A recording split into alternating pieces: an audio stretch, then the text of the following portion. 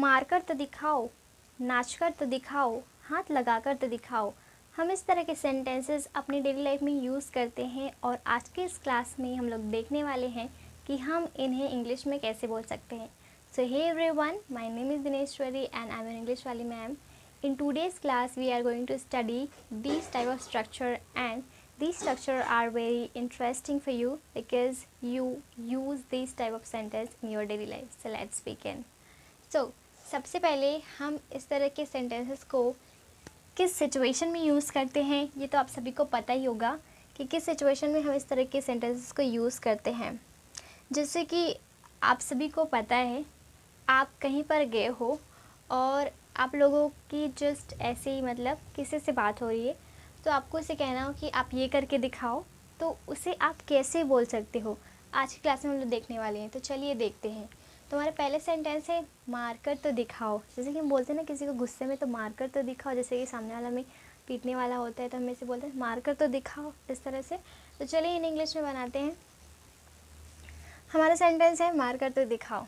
तो इसे बोलते हैं, हम दिखाने के लिए एक वर्ड यूज़ करते हैं जिसे हम लोग बोलते हैं show.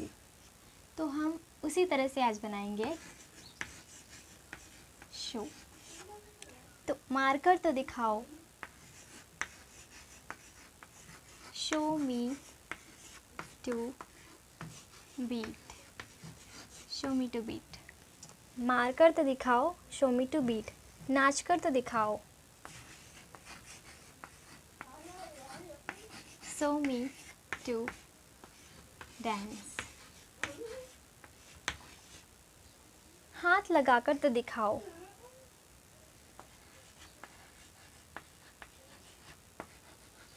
show me to touch your hand. show me to touch your hand. हाथ लगाकर तो दिखाओ, show me to touch your hand. मार कर तो दिखाओ, शो मी टू बीट. नाच कर तो दिखाओ, शो मी टू डांस. हाथ लगा कर तो दिखाओ, show me to touch your hand. इस तरह से आपको बनाना है और इस तरह के सेंटेंस आप अपनी डेली लाइफ में यूज़ करोगे तो आप इन्हें इंग्लिश में इस तरह से बोल सकते हो. तो चलिए हम लोग कुछ और सेंटेंसेस ले लेते हैं ताकि हमारे अच्छे से प्रैक्टिस हो सके.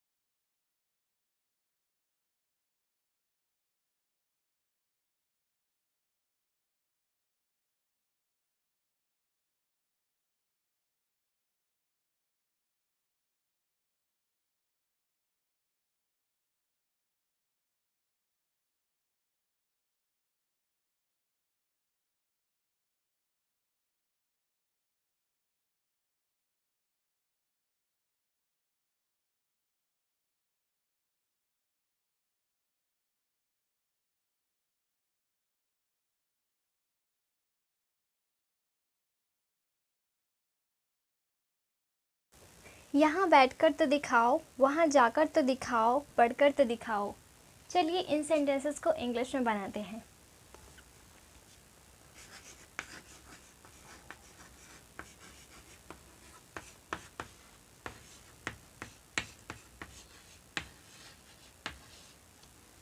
यहाँ बैठकर तो दिखाओ, show me to sit here. वहाँ जाकर तो दिखाओ,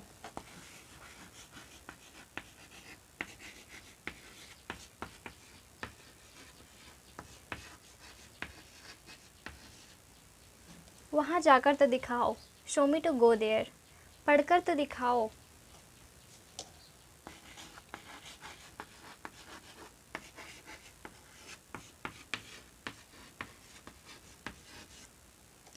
पढ़कर तो दिखाओ, शो मी टू रीड. इस तरह से.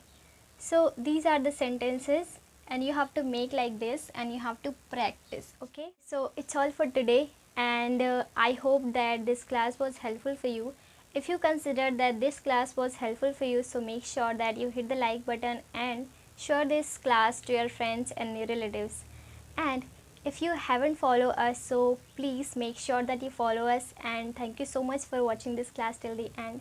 I will meet you in the next class. Till then, bye bye.